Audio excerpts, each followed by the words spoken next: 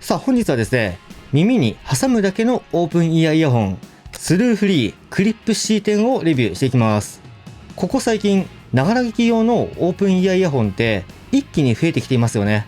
骨伝導、耳掛け、ネックバンド型、様々な製品がある中で、このクリップ C10 はイヤーカフ型、イヤリング感覚で使うことができるイヤホンですね。今回はスルーフリーさんから製品をご提供いただいていますが、台本チェックや内容の指示は一切入っていません。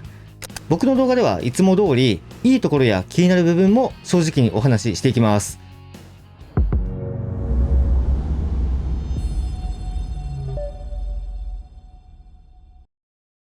じゃあまずですね、イヤホンのスペックからご紹介していきます。このスルーフリークリップ C10 は、イヤーカフ型のオープンイヤー完全ワイヤレスイヤホン。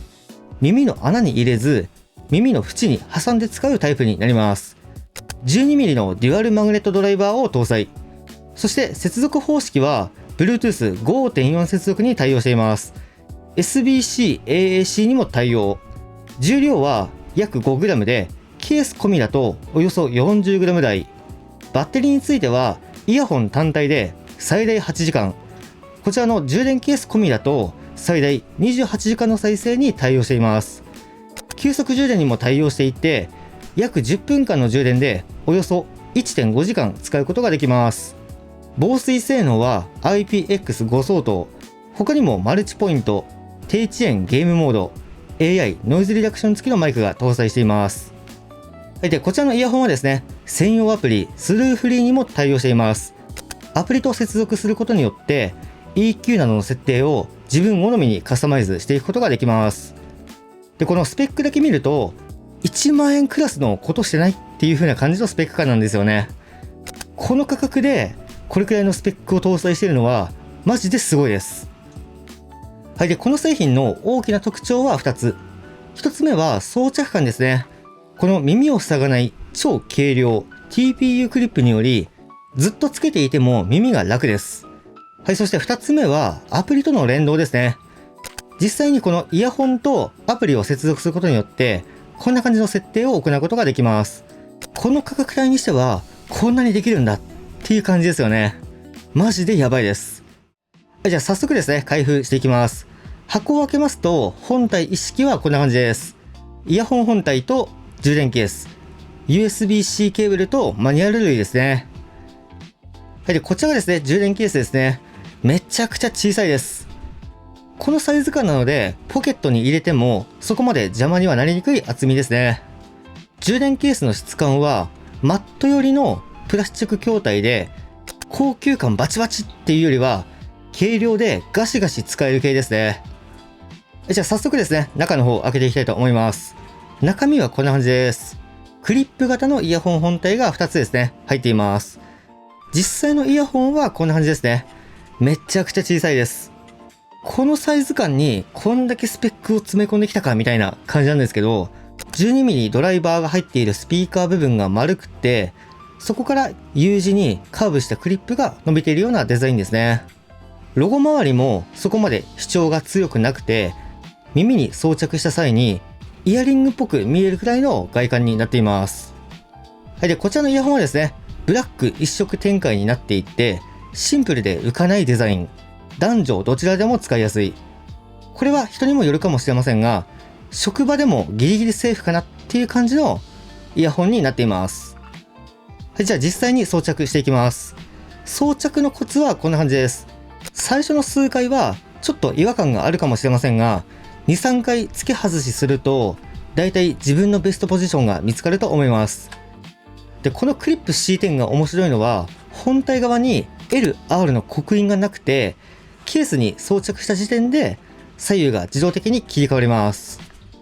どういうことかというと、つまりこれって右だっけ左だっけみたいに迷わなくていい。左右とか関係なく、とりあえず装着してケースに戻せば OK。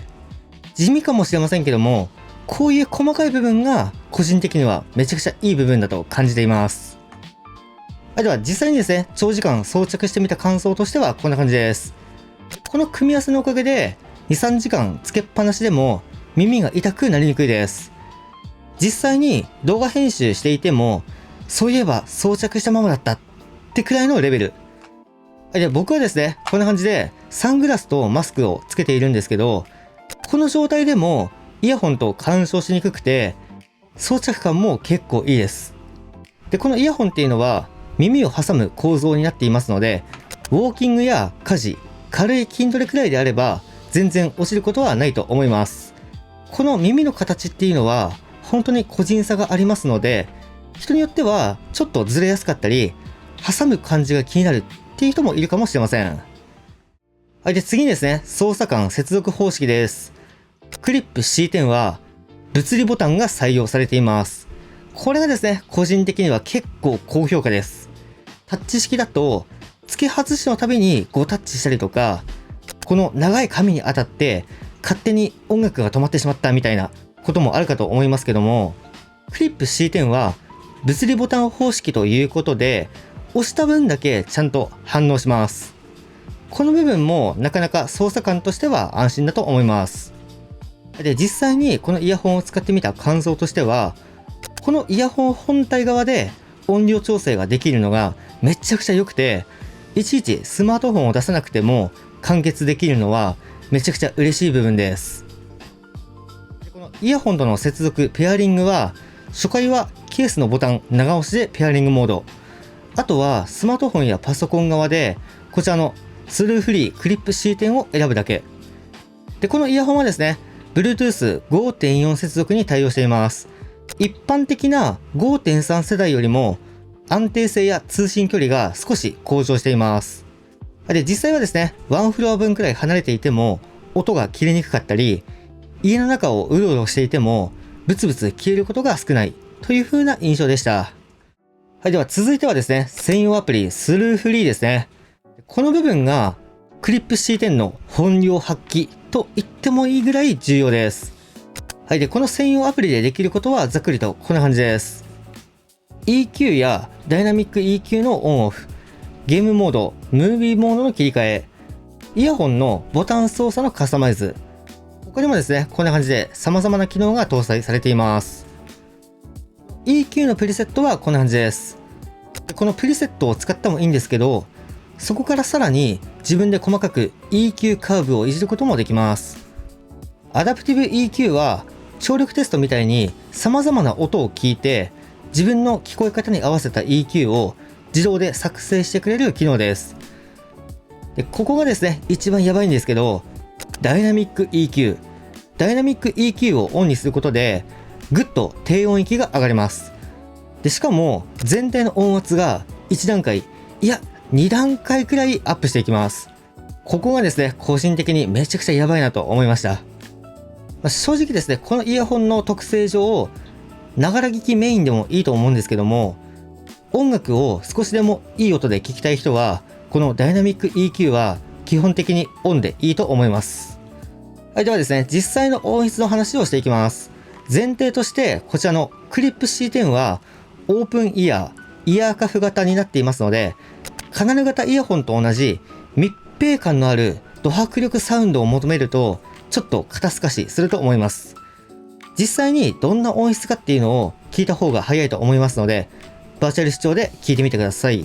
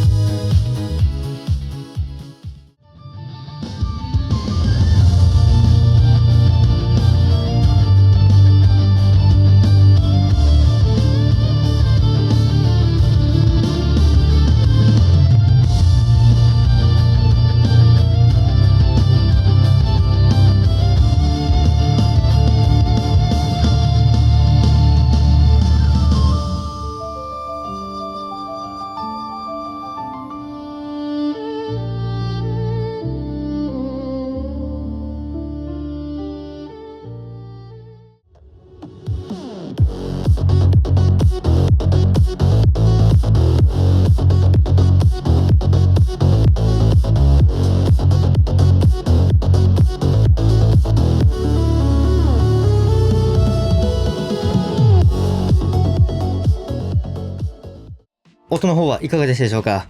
音の印象はこんな感じ。しっかりめの低音域で、量よりも存在感があるなっていう風な印象です。中音域はボーカルが前に出すぎず、程よくフラット。一方で高音域はマロッとしていて聞き疲れしにくいようなチューニングです。正直、金型イヤホンと比べれば解像感は普通からやや控えめっていう感じですけども、オープンイヤーとしてはかなり検討しているような印象です。クリップ C10 に搭載されているダイナミック EQ をオンにした場合はこんな感じです。具体的には EDM や J-POP のキックとベースがぐっと前に出てくるような印象です。ロックのドラムも気持ちよくなっているような感じですね。ながら聞き以上、ガチ聞き未満くらいのゾーンまで持ち上がります。音の広がりはムービーモードを使うと横方向にふわっと広くなって、YouTube のトーク動画なんかでも空間的な余裕が生まれてきます。はい、で次にですね、音漏れですね。音漏れについてはオープンイヤー型になっていますので、音漏れは正直ゼロではないです。どれくらい音漏れするかというとこんな感じです。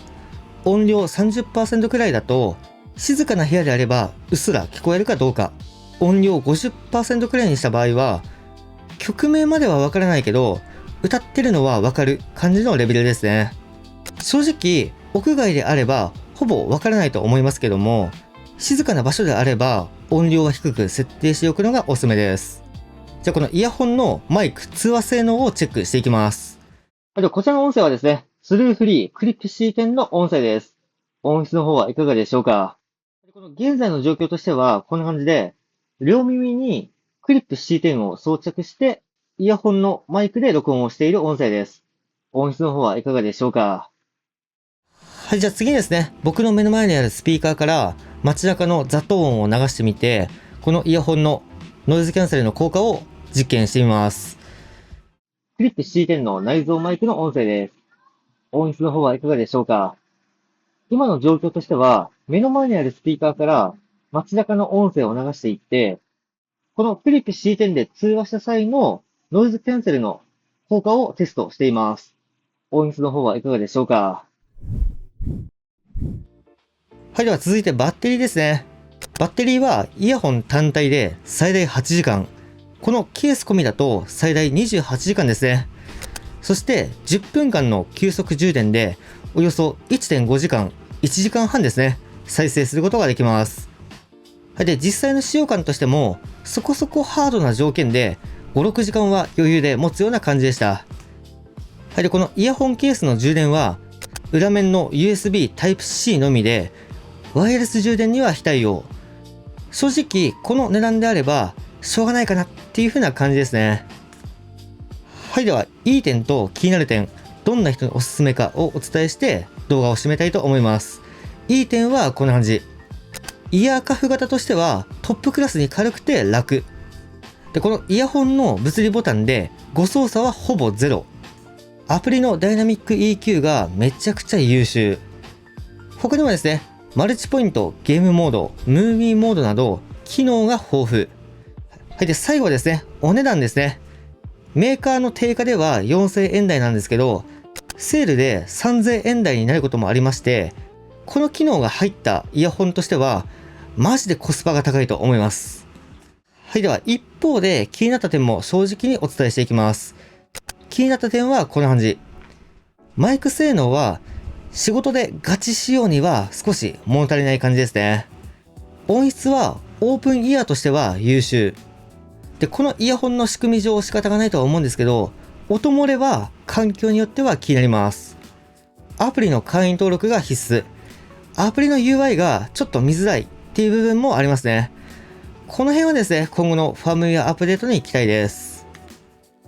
このスルーフリークリップ C10 をおすすめしたい人はこんな感じです。他のイヤホンだと耳が痛くなったり圧迫感が苦手な人、編集作業や在宅ワークで長時間イヤホンをつけっぱなしにしたい人、メガネやマスク常用でメガネのかけ心地とイヤホンの干渉しにくさを重視する人、コストパフォーマンスよくイヤーカフ型オープンイヤーを試してみたい人。はい、では本日はですね、スルーフリークリップ C10 をレビューしていきました。僕の個人的な結論としては、この価格でここまでやるかっていう風な攻めた1台、そんなポジションのイヤホンだと思います。仕事をしながら、家事をしながら、散歩しながら、そこにちょっと音がある生活を快適にしたい人にはかなりありなイヤホンだと思います。クリップ C10 について、ここどうなのみたいな疑問があれば、ぜひコメント欄で気軽に聞いてみてください。はい、では今回はですね、こちらのクリップ C10 のレビューをお届けしました。それではまた次回の動画でお会いしましょう。ゆうでした。